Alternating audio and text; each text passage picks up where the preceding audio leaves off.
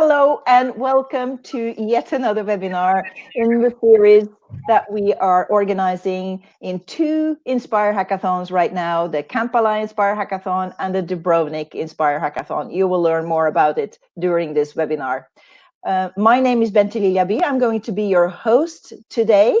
I'm also working on making data interoperable, but we'll come back to that. So before we start, to give people some time to get on here, a signature of mine is to ask for weather reports when we start the webinars. So we will do this today as well. And I encourage you to use the chat functionalities that we have here and let us know where you are and what the weather is like where you are. And we will start by inspiring you with our weather reports here in the speakers room. So Michael, can you let us know where you are and what the weather is like? Hello, greetings from Pilsen, Czech Republic. We have 20 degrees and full sun is shining and clear sky.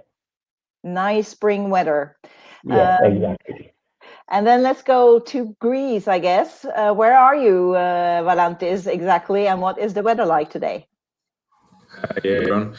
I'm located in Athens, Greece. So currently the weather is nice. It is sunny, around 20 degrees. So indeed a pleasant spring weather. Ah, it's getting back to normal in Greece now, huh? We have heard it's been quite cold and overcast. Okay, Joan, last but not least, where are you and what's the weather like? Yeah, well, I'm here in Catalonia, in the center of the territory, not exactly close to Barcelona. And I can say that this has been a very rainy spring. That's relatively uncommon here in Catalonia, that we are always worried by the water scarcity, but not today. Today it's a really shiny day. Okay, back to normal in Catalonia as well. Yeah. So, well, I'm here in Norway still, up north, beyond the polar circle still, close to a city called Bodø. And today, now, we expect to have a stable few hours with sunshine. So we are out grilling today. But the usual case is like 2 minutes rain, 2 minutes snow, 2 minutes sun, and on and it goes like that. But we foresee a few hours with stable sunshine today. So we are very excited. Now, how about you guys? Let us know what the weather is like and where you are. Those who are attending, welcome to this webinar where we talk about interoperability of the methods of sharing in situ data with other types of data, including sharing citizen science and sensor data. That's the topic of the webinar. And a little bit more housekeeping.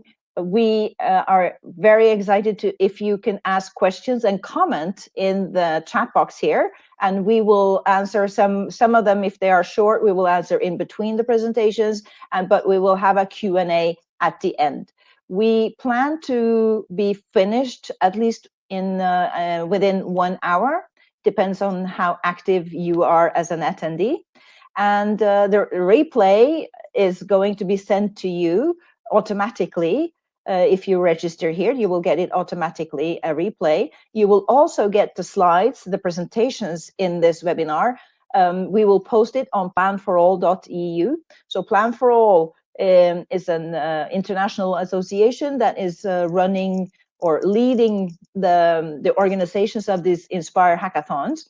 And you find most of the information about these Inspire hackathons on the website, planforall.eu. You will get more links in the chat box during this webinar. So with that, I think we are ready to do a tour de table. I will let the speakers introduce themselves before we start the program. Valantis will introduce the problem area, so interoperability methods first, and the challenge in the hackathon. Then Joan will show you some nice ways of visualizing data. And then finally, Michael will talk about the sensors and SensLog. So that's basically roughly the program for today. But Valantis, let us hear a little bit about you before we start, and we will do the tour de table before I give you the floor again to do the presentation. Sure. So, my name is Valantis Tsiakos. I am a researcher at the Institute of Communication and Computer Systems located in Athens, Greece. I'm part of the Smart Integrated Systems and Communication unit of the Institute, and my scientific interest and activities are around citizen science, geoinformation, spatial databases, and so on. Okay, thank you. Looking forward to your presentation. And how about you, Joan?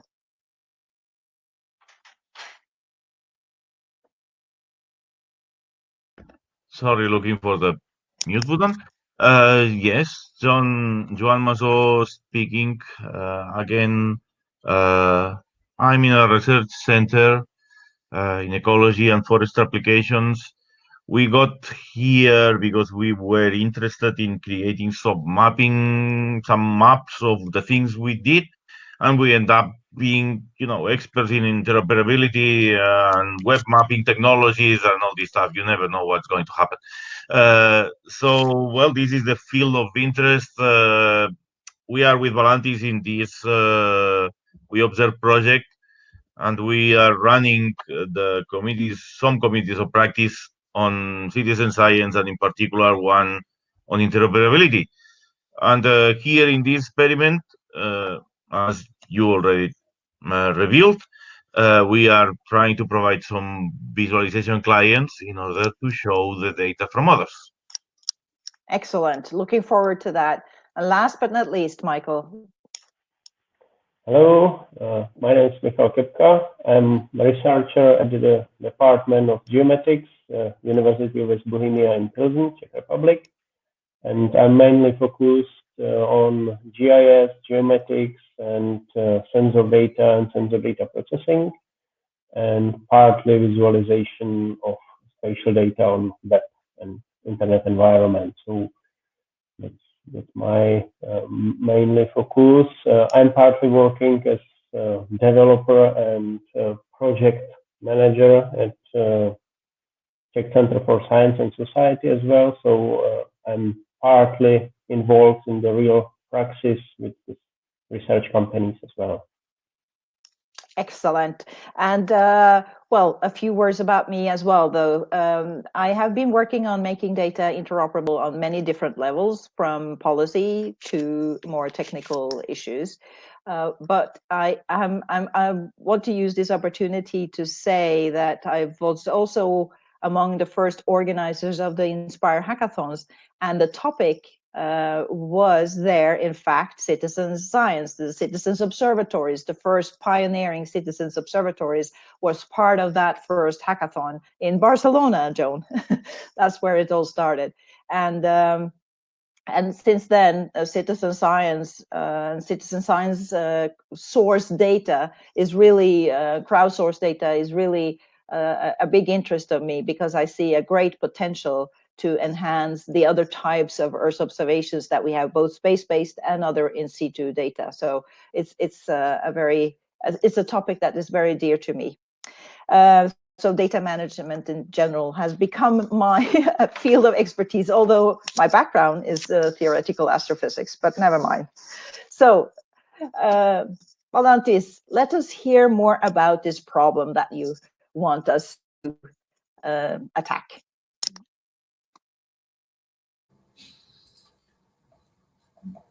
And we will turn off our cameras and the microphones while Valantis is speaking, but we will come back to you.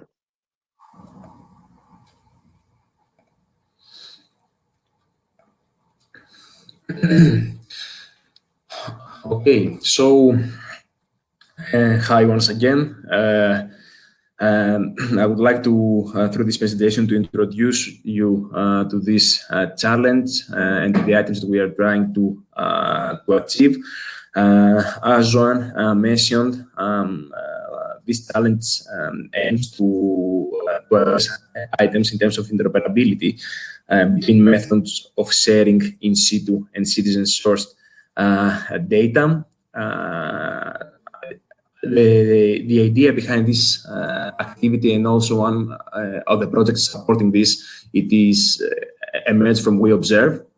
WeObserve, it is an Horizon 2020 funded project that aims to moves, as we would like to consider, citizen science, move citizen science into the mainstream, and to connect different activities to improve interoperability and connection between different projects, data sets, and so on. And also one of its components and key features lies in having some communities of practice, in particular one in interoperability, where relevant approaches and things are being discussed, and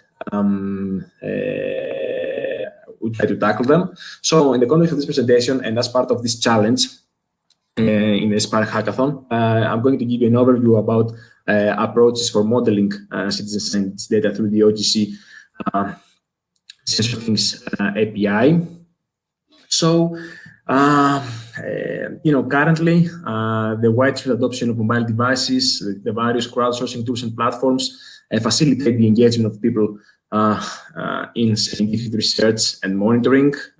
So we can see that there is constantly an increasing volume of citizen-generated data. And thus, it is of high importance to ensure that data of different origins are comparable, compatible, whilst facilitating their integration into new models and the development of new applications. So, such data collecting from citizens through different sensors, but also from in-situ networks, should be easily discoverable, accessible, and available for future use. So, basically, we're going to tackle the second component in terms of the usability. And I'm going to share a bit some approaches and ideas emerging from a citizen observatory. So citizen observatories constitute community-based environmental monitoring systems that invite individuals to share observations, typically via low-cost equipment, like via their mobile devices and low-cost sensors. So, as I mentioned, also initially in the context of the European Union Horizon 2020 Research and Innovation Program, there were some projects, some citizen observatories that were funded. Here, I'm going to speak briefly about the approach adopted in the context of SENS Citizen Observatory. That will be also constitute one of the reference infrastructures for this hackathon. So, in the context of the, so in order to meet, let's say, the aspects of interoperability, we need to have an infrastructure that is able that enables the management, storage, visualization, and the provision of all citizen-generated and conventional in-situ data, as well as other products that are being produced, while also translating them to standardized resources following the applicable standards. What we use basically relies on open geospatial consortium standards. So, as you can see here, briefly through the architecture of this image. So, this also involves the integration of a data quality control system to cope with the challenges relating to the accuracy of the user measurements and the protection of the system from malicious contributions. But our key achievements in order to improve an integral utilization of these resources of citizen science data and with other sources of information is to enable their fusion. So, and their utilization in a common way with these resources. So, as you can see also in the graph here, we have introduced, let's say, we have a concept of the data translators. Here it is OGC translator because we rely on such standards, but the approach is pretty much the same. So, one of the standards that can be used and we used in the context of our platforms is the OGC SensorThing API. So the SensorThing API is a standard that provides an open framework to interconnect Internet of Things sensing devices, data and applications over the net, over the web. So it is an open standard that can address both syntactic and semantic interoperability of the Internet of Things devices. And it can actually complement IoT protocols by addressing the ability for different IoT systems to use and understand the exchange of information. So I will not go into too much detail. You can see also through the standard documentation about its capabilities and all that. Just allow me to highlight that it follows the REST principles and the JSON encoding, making it to be really flexible. And also we have the OASIS OData protocol and the possibility to have URL conventions.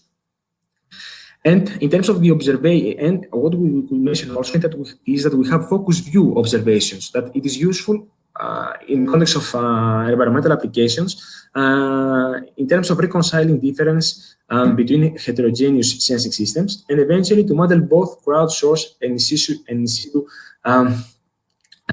measurements. Here also you can see an overview in the right of the data model of the SensorThing API.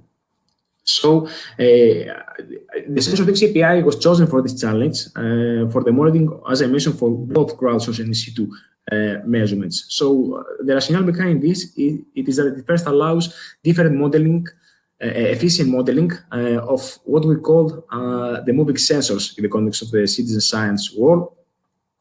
So we have portable sensors that are used to collect measurements from different areas and pilot sites and are equipped by multiple users as well. So imagine that we have also volunteers that may have that may use multiple sensors within a citizen science campaign to collect measurements. So the flexibility of the SensorThing API that models independently the sensor from the volunteer and from the location the measurement was collected, and that it is ideal for these types of data and use cases. What is more, the SensorThing API can support, as I mentioned, heterogeneous measurements collected from the same volunteer using the same sensor. This is very important, as a volunteer, as you can imagine, is using a smartphone to collect observations from the environment, such as land cover, land use, that we had in the context of our citizen observatory, data about water parameters, data about soil measurements, and so on. In addition, the SensorThing API standard has some key advantages over similar standards, such as the OGC Sensor Observation Service. To begin with, we can mention about the data format exchange that is based on JSON encoding, and it is lightweight and easy to create and exchange over the web. And also, as I mentioned, the SensorThing is built based on a resource-oriented architecture, offering standards about data models and the entities that structure the information. And also the standard supports basic, let's say, operations like HTTP post, delete, put, and patch request, allowing the creation, update, and deletion of entities as needed. And last but not least, allows the retrieval of the information using pagination, and that ensuring also scalability and short response times, that it is really important in the context of such applications. Moving a bit more in the context of our approach and how, let's say, what we would like to do also in the context of this challenge, but just to give you an idea about what could be done, it is the idea of having, let's say, data translators. So in the context of our infrastructure, imagine we have some data translators, some software components that receive the data from a specific source of information. For instance, the mobile device of the volunteer, translates them to standardized resources, and push them to a data quality control module we have to verify the information collected. So, in such approaches, the data translators ensure that the received data respect the format and types of data models. And they are using the available information in the received data object, trying to transform it based on the requirements of each standard. So imagine also that in case the data received are not complete, or for instance the JSON values are not the proper data types, then we discard them. We discard the data object. While you can also properly log this information.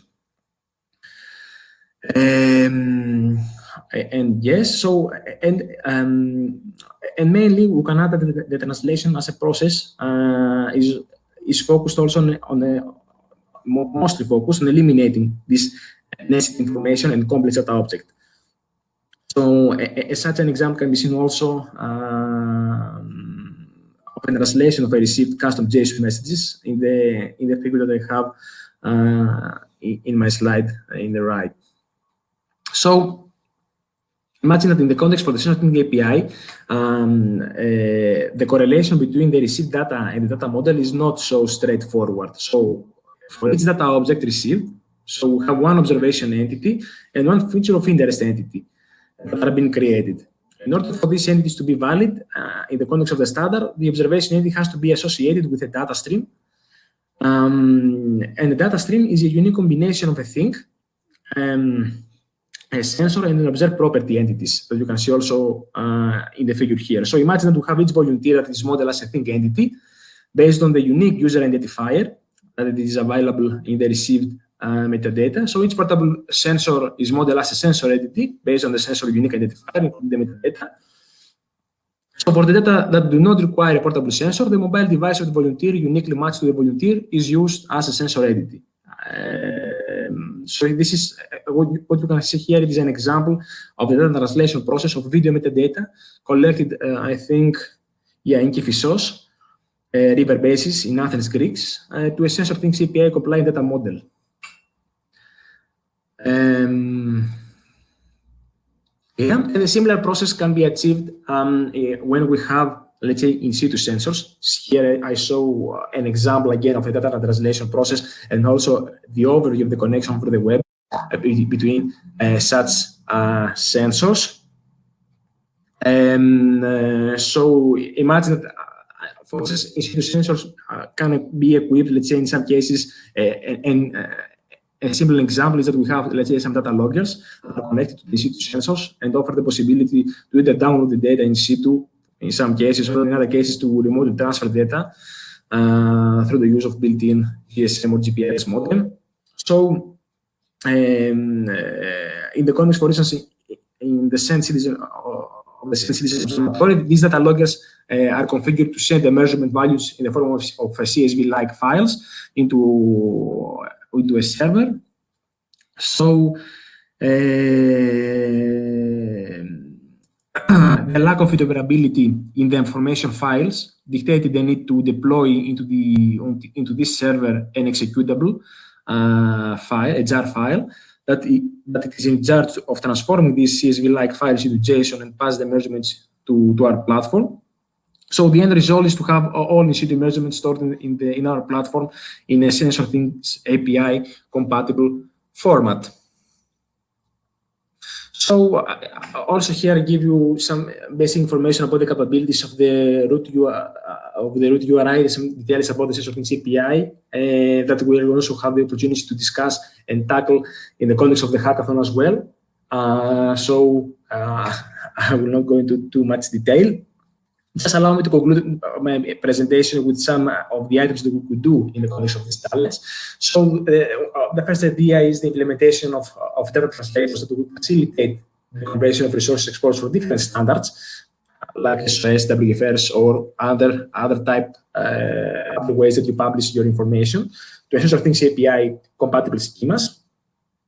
And the visualization of resources exposed by SensorThing API through a dedicated interface, and we'll hear more about this science cases and what we could do by Joan in the next presentation. And also the integration of the different data sets of environmental monitoring by the utilization of spatial data translators. One of the very first cases that we will plan to undertake in the context of the challenge is to perform initially a mapping will be performed between the SensorThing API and the schema in place of the SensorLog platform that Mike will present. And then Mike will attempt to, based on this mapping, to integrate directly resources coming from SensorThing API implementation into the SensorLog platform. So different parameters that we have collected in terms of land cover, land use, water level, water velocity, soil data, and so on, that are being collected by citizens in the context of campaign, will be let's say, mapped with the current schema of the SensorLog platform and integrated directly into another implementation, so as to showcase an approach of how this data will be an integral part of other systems in an easy way, and how we could harness, let's say, the capabilities being provided by the API. So thank you very much, and I'm at your disposal for any questions that you may have. Yes. Thank you. Thank you so much, Valantis. Please do ask questions in the chat box so we can answer them as they come in. While you see that Joan provided you with a link to the website that he will be showing later on. Before I give the floor to Joan, I will just give a reminder why these interesting problems that Valantis presented could be very useful, could be turned into something very rewarding for you in this Inspire hackathon. So this is an all virtual hackathon now, and it means that it will end, the Dubrovnik will end on the 13th of May in an online event, an online workshop where we present all the results of all the challenges. On the Kampala hackathon is going in parallel, but it will end already at the 6th of May, and you will learn more on the Kampala challenge by Michael later. But these two are linked through this the work that has been presented here now, and the online event will be on the 6th of May, and the same procedure that you are working remotely, so virtually, until that time. So you know the time span, and the reward here is that you are writing, particularly since this is a virtual hackathon, you will write reports. And it might seem boring. Oh, we have to write reports. I hate reports.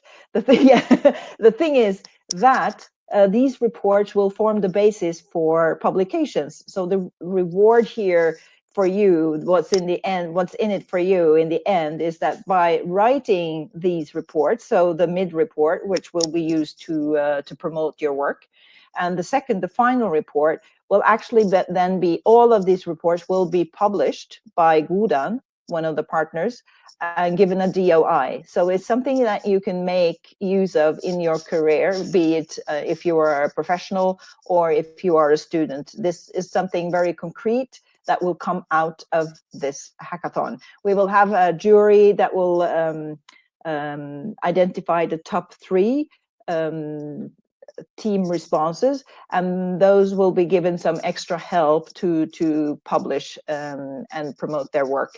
This report, by the way, can also be used, and the teams that you are forming can also be used as a basis for creating proposals to get funding for further work. So just to give you a little bit ideas why this could be an interesting way of working, and why and how you can get something very useful out of it no matter what. Okay, Joan, with that, I think people are super inspired to start using your tools that you will show.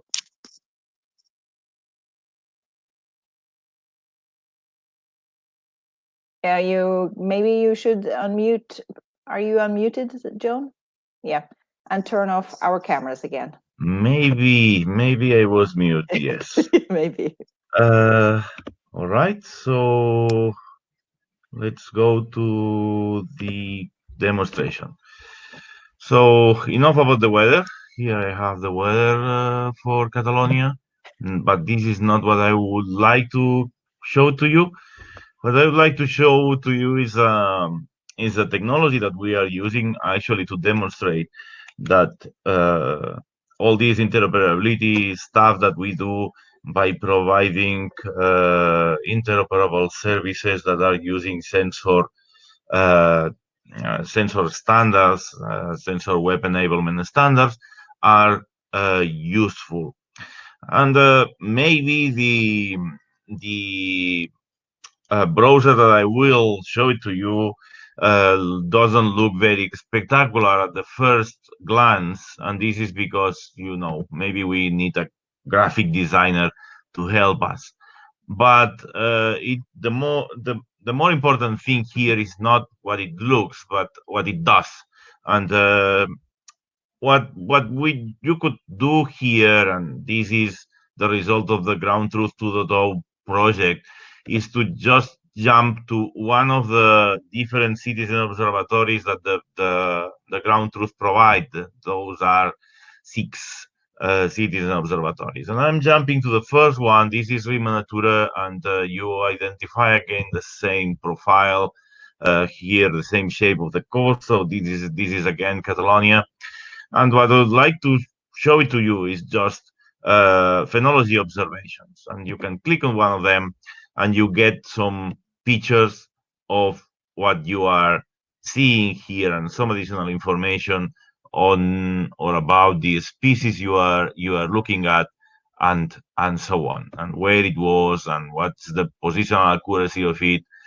Many different aspects of this, no? And in this case, this is the name of the plant that we are seeing in that picture here.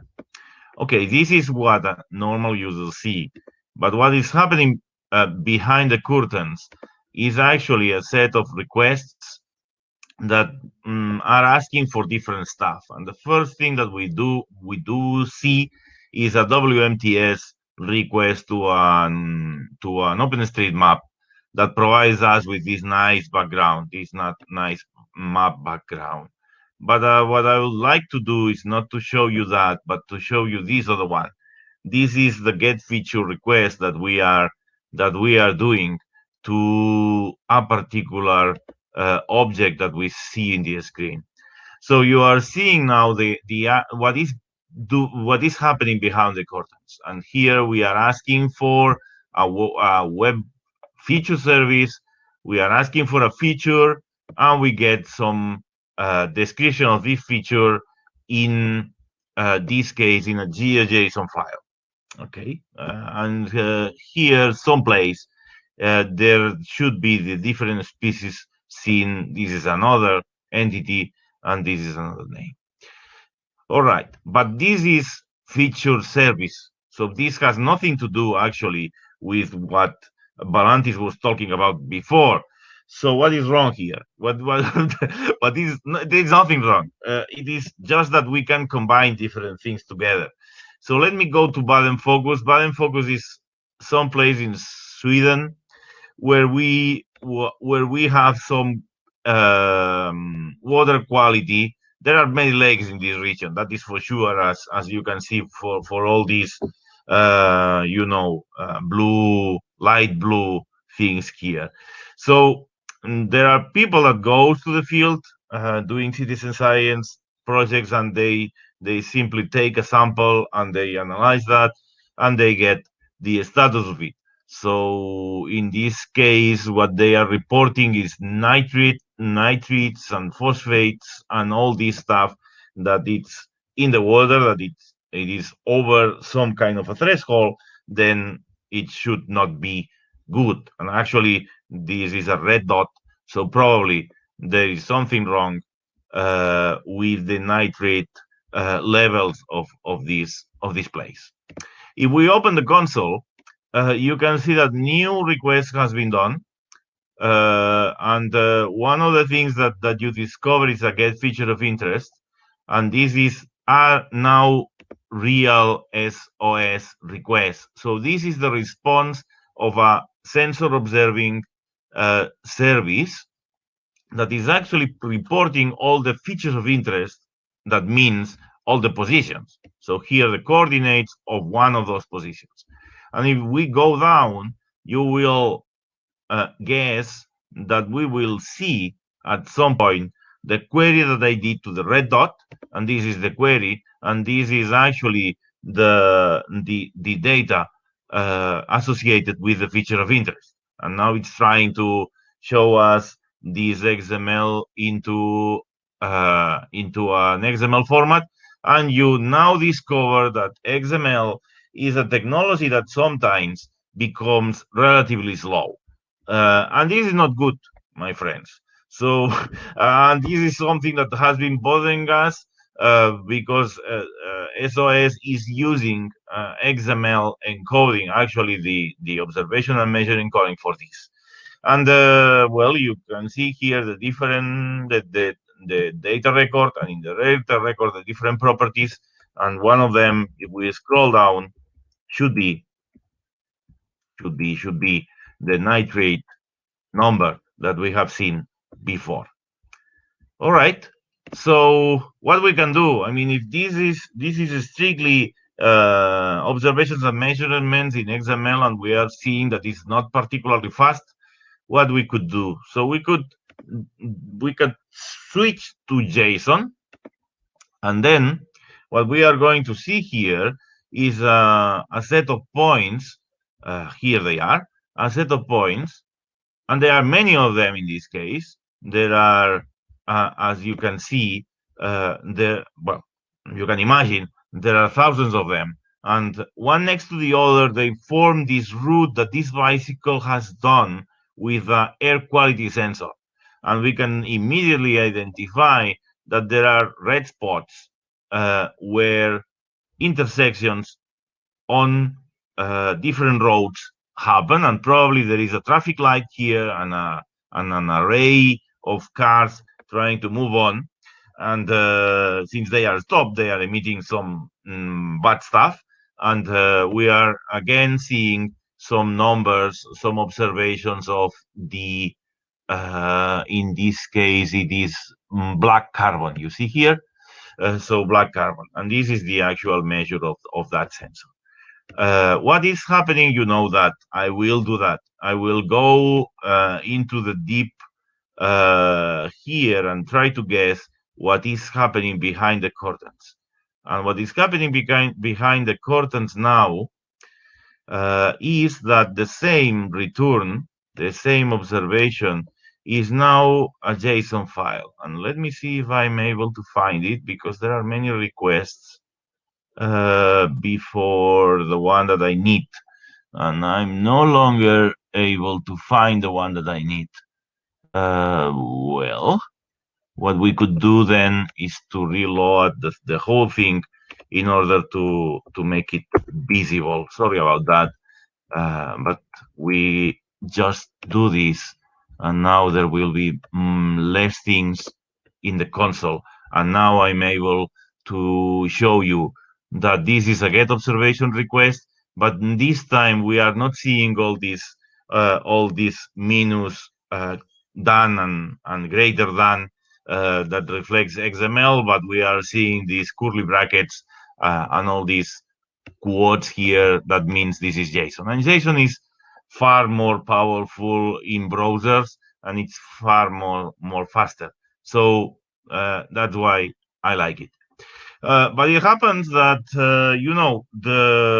there is already a JSON implementation of a sensor standard, and this is the SensorThing API, and this is what Valantis is showing to us. And what we want to do here in this hackathon is precisely to start working on this other protocol. Instead of using sensor observing service, we are going to use SensorThing API. And we need to learn about the different requests that Valantis has showed to you, and how to use them, and how to present this in our map browser. And and we haven't done that before. So this is the small step that we have to do forward, and this is what we want to contribute here in the hackathon. The technology is there, the visualization capacity is there. The only thing that we have to adopt is the new queries that Valantis has shown, and in principle, that's going to be done. Okay, I want just to finalize, just saying that this can be done, can be used for other things, and well, I just simply took what the Johns Hopkins University is actually serving as an array of data for the COVID-19 observations, just to tell you that this browser is actually able to deal with time series. So if you do not have isolated measurements, what you have is time series.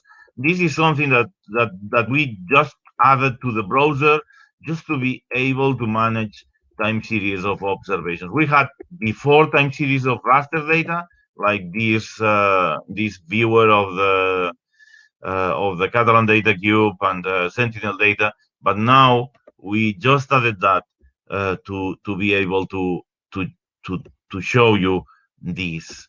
And also we developed the possibility to actually query on one of these bubbles and see the time series evolution of the number of cases in Spain in particular, and also to see the number of deaths and the number of whatever recovered and hospitalized and many other stuff.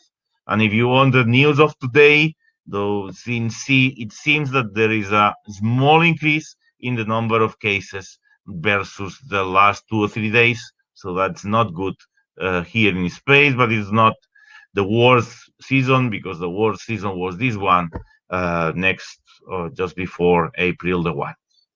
Okay, so this is a presentation of the viewer and some of the capacities it has. And well, and I look forward to work with all of you on start combining things together and start combining services and clients and showing data and more data for people to get the knowledge they need to eventually, in the very end, to do the right decisions. Back to you, Bente. Thank you so much, Joan. As always, very inspiring to hear what you work on. I have one quick question before, since the last thing you showed was the COVID. Not that is the issue of here, but the thing is, you said time series. So what we've been discussing there is, if you see the case of contaminated, what do you call it, infected, that can you also show that combination of those who were recovered, so combine 2 different sets of data and get a different kind of time series where you see the current number of infected, not aggregated, if you know what I mean? Yeah, that's definitely a good point. What I'm showing here is just one variable in a single graphic, but what it could be really interesting is to see combined the number of cases with the number of deaths and the number of recovered people in the same graphic. But because what we need to know actually is not the number of confirmed cases, but the number of active cases. That those are the ones that really bothers us. Exactly. So having the 3 or 4 variables in the same diagram could be really nice, and I have been thinking about that, and it's definitely the next thing that I will do in the next 2 or 3 days. Yes. And, so it's not only the virus that this is interesting for, because this is a functionality that could be applied on many other cases as well. Mm-hmm. So let me just paste in the chat window the COVID browser, just if you are curious about that. Yeah, that would be nice. And then Anne, thank you for asking us a question, or Joan more precisely, and you bring the attention to yet another aspect of interoperability, namely licenses. And Anne is asking, how do you capture information on license, data license, Joan? All right. Well, I haven't done much in the viewer. The only thing that I do is this thing here below. I'm just trying to do the same thing that Leaflet is doing, and that is try to attach to at least to each data set some attribution. And then there is a list of names here that are concatenated based on the type of data you are seeing. And you will say immediately, this list is not complete, my friend, because actually this institution is not there, and you will be definitely right. So I need to fix that. But this is what I'm trying to do. At least give attribution to the people that are contributing. We are also working on another project that is called Cost for Cloud, or on technologies for distributing citizen science into the cloud for scientists to use. And there we will definitely need to be more, comprehensive about what we do. Because when you combine data from different sources, you need to combine also attributions, and you need to even not just acknowledge, but sometimes even notify to the original scientists, that the citizen scientists, I mean, to the that the data has been used, and has been used for a study that maybe was not originally foreseen, because maybe there was air quality data, and now you are combining that with COVID information just because you want to find a correlation, and maybe the citizen never contribute the data to do that. So this is not an easy task, but we are becoming aware of that, and we are trying to prepare the technologies for the explosion of the citizen science usage that we foresee. Yeah, so you just illustrate a lot of the challenges that still needs to be addressed, and this is one approach here that we are, or one activity here in this hackathon, where you can start join the community who are interested in working in the same subjects on the same problems. Yes, I think so. If you have more questions, please don't be shy. Ask questions in the chat box, and we will answer. We will have a Q&A. And if you have the right equipment, by the way, if you have a Chrome browser, a webcam, and a headset, and a good internet connection, you will be able to enter the room. If you're just you could raise your hand.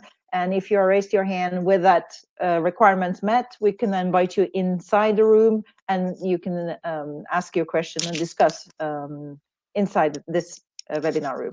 Just to mention that. We will take that section after Michael is introducing us to the sensors. We gather a lot of information also from sensors now, and you will talk about sensors and SensorLog. So Michael, the floor is yours. Thank you, Bente. I will just prepare the presentation. And now it should work. Yeah. It's coming. Yeah, you're good to go. Okay, hello once again. My name is Mike, and I would like to briefly introduce you our solution that we are developing for almost 10 years in cooperation with one university and 5 and 6 research companies in many projects previously. The solution called SensLog. Just to take briefly the background, the problem of IoT and sensor world is that there exists a lot of methods to transfer data, to exchange data by different standards or even proprietary formats. So it's always necessary to have some tool that is able to manage important part of this domain and try to gather, store, and publish sensor data in various and usable formats. So and store it in data models that are respecting or compliant to standard or commonly used specifications. So we are developing web-based or new version cloud-based data management application that is able to store, manage, and publish sensor data in various formats. And it is used as a meeting point for gathering and measured sensor data and to publish for visualization modules or for some charting modules. Because Sensor provides REST API on both sides of the chain, so it consumes data by API that is compliant to RESTful, and provides data publishing by REST API as well. The core of the system is a relation database with spatial extension, so we are able to handle not only numerical sensors that are producing values, but we are able to manage sensors deployed on some mobile carrier that is producing localization data by some GNSS chips or by some different localization tools. SensLog itself, it's based on observation and measurement standard with some, let's say, extension for some metadata about sensors and wireless network units and nodes. We are as well dealing with user hierarchy and sensor hierarchy to capture as much necessary requirements as possible. We have, as I mentioned before, we have two versions at this moment. Version 1 is older version, web-based. It's very matured and used for more than 10 years. It has API based on proprietary protocol, but very simple and straightforward JSON encoding. And we have implemented OGC SOS standard, but in version 1. For version 2, that is now in final testing before release, this version will be cloud-based. It's designed as a system of microservices. It's using Docker container for deployment. It again has proprietary API with JSON encoding of data. But the reason, describe in the next slide, we are working on so-called connectors that are able to transform SensLog standard API to different version or data protocols. So this is just briefly structure of version 1 on the left and version 2 on the right. You can see that the structure is similar, but for version 2, we have really designed separate modules that are able to scale for better performance. As I mentioned before, to deal with different standards and different data providers or data consumers, where we are not able or not allowed to influence somehow targeting API, we are working on a system of connectors. So these connectors have on one side SensLog API, and on the outside side it has different APIs according to needs of current use case. So we are designing it in push or pull option, so we are able to receive data or ask for the data from the database. At the moment, we have implemented two real use case. One is for connecting to file climate cloud for personal instruments sensors. Another one is for IMI Azure Cloud. It's check sensor manufacturer and sensor data provider. And what is our goal for next weeks and months is to design, finalize design and development of SensorThing API connector that will be able to at least receive and provide observations in this basic version. During previous projects on for development of SensLog 1 version, we have also developed VGI module. This VGI module is able to receive and store observations from web or mobile applications with multimedia content. So there is a system of observations. There are mandatory attributes in the basic, and a lot of optional attributes that are defined by the user itself. So it's very flexible for storing different data.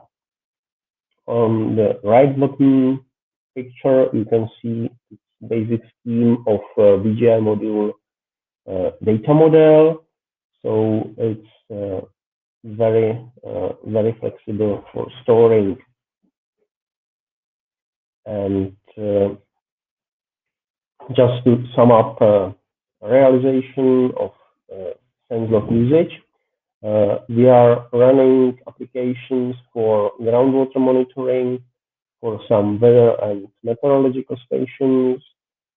We are using briefly, but still, some VGI gathering in some projects, and we are working on machinery telemetry use case. So just briefly, combination of map and chart visualization of groundwater measurements, values from meteor stations, and nodes in fields. Example of machine telemetry application that is not only, let's say, following the tractor on position, but calculating some, let's say, work log, what was done by the tractor during the day and how it was utilized during these working hours. And example of points collected by VGI module. What I would like to focus during this challenge is on one point to define or to finalize the design of this SensorThing API connector, or if you would be interested in different data providers or data consumers, we can focus on connectors for other APIs. Partly, I would like to focus on visualization module for SensLog to have like an interactive visualization for charts and for this meteor visualization. And let's say last month, one of our colleagues was working on preparation of integration of VGI module for the new version of SensLog. So that can be, let's say, common work during Dubrovnik and Kampala hackathon as well.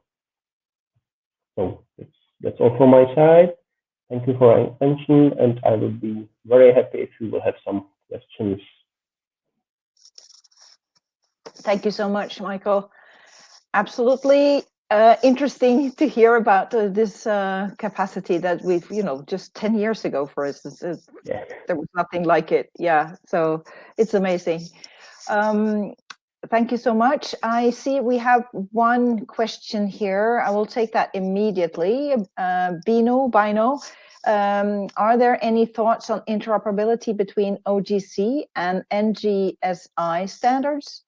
So pros and cons, ways to facilitate interoperability between OGC and the NGSI data streams. Anybody here who can answer that?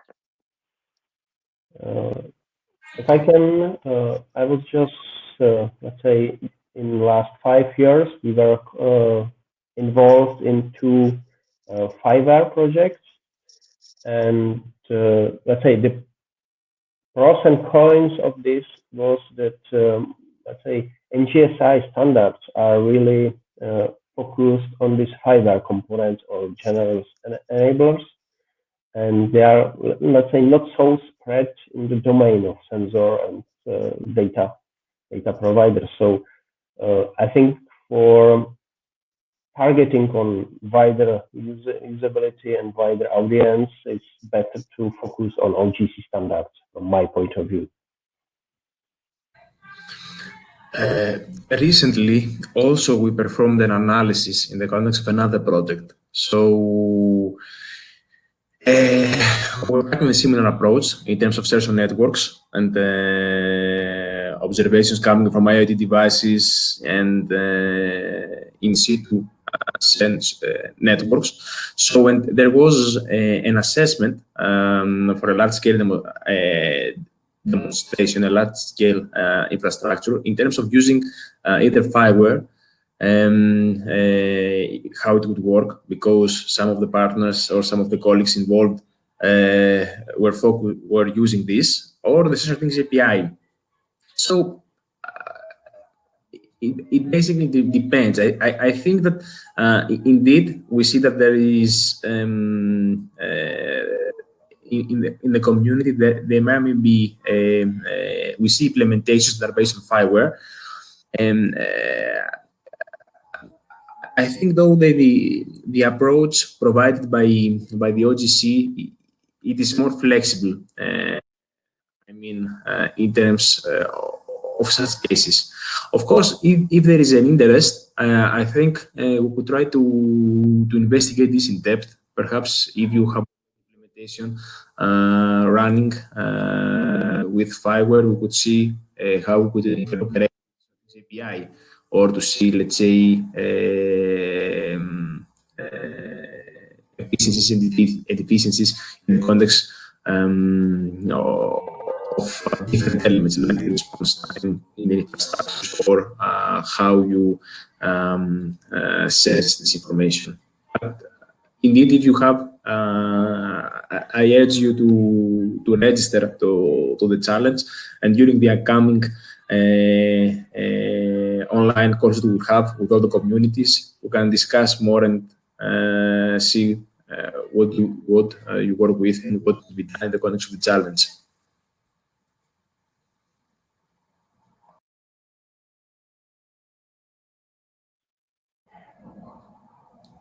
Yeah, it can be great opportunity for this challenge as well, to try to combine these approaches, or try to.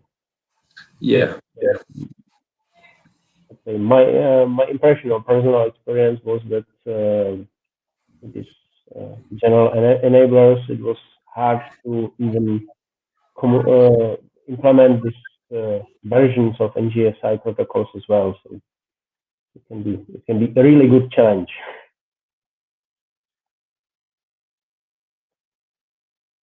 Yes.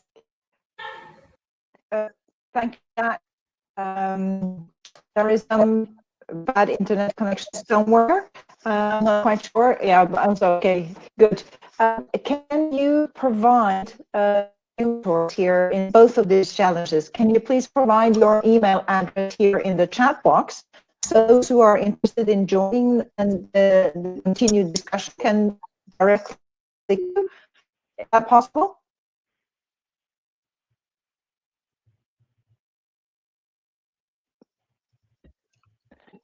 Hopefully it is. So you were asking, yes. yeah. So you were asking for, just for clarification, you were asking for the emails of the attendees or our emails to share with everybody else? Okay. Yes, so That Joan, can be done. Michael, Valantis. Yeah. That can be So done in the because I same think, window very fast. yes, great, thank you. Because you got already some links to more information about both districts, and there are links for you to sign up for the hackathon, and I warmly recommend, I wish you will do that as well, because that facilitates the communication later. But to ensure that if you have been here on this webinar, that you actually can directly make direct contact since you are here. There will be the workspace. I will very quickly, we are 5 minutes past the hour now. I will very quickly tell you how this is working, the virtual hackathon. You sign up for your challenge. You can sign up for several challenges. It's up to you how much you will work. You sign up for that. There will be a virtual workspace, which is basically a Google folder, a Google Doc, where you aggregate all the information. And that will also be a foundation for writing these reports. There are 2 reports, one mid-report, which is around the 20th and the 27th. I think we decided to postpone it a little bit. Then 1 week before the final workshop, that's the deadline for the final workshop, for the final report. You work on that through a Skype channel. So each of the channels have a Skype channel where you can chat, and you can also have meetings like this, and it will be the mentor who is summoning you. In some cases, you need to actually sit down and discuss like you just did now.